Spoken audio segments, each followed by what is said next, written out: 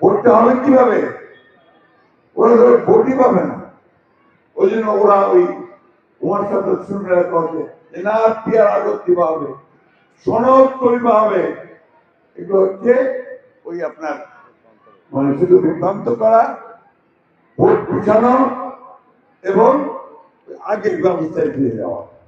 বন্ধুগণ, আমরা পরিষ্কার করে বলতে আমরা যেগুলোতে আমরা একমত হয়েছি, বিএনপি শুধু সেগুলোর পক্ষে থাকবে, অন্য কোনো কিছু বিএনপি দায় নেবে না, সে দায় সরকারকে নিতে হবে। অর্থাৎ ইন্ডিপেন্ডেন্ট স্বতন্ত্র প্রার্থিত্ব হতে পারবে না। তো বন্ধুগণ, এই সিস্টেমটা, এই ব্যবস্থাটা আমরা পরিচিত না।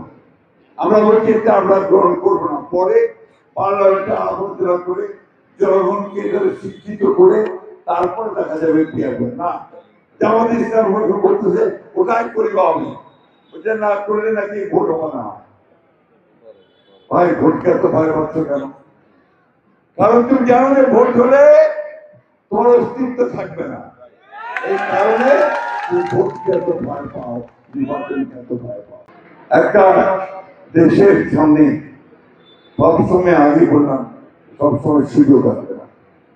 এবার একটা সুযোগ আসছে মা বোনেরা, ভাইয়েরা, যে আমাদেরকে সঠিক সিদ্ধান্ত নিয়ে সঠিক একটা সরকার গঠন করতে হবে।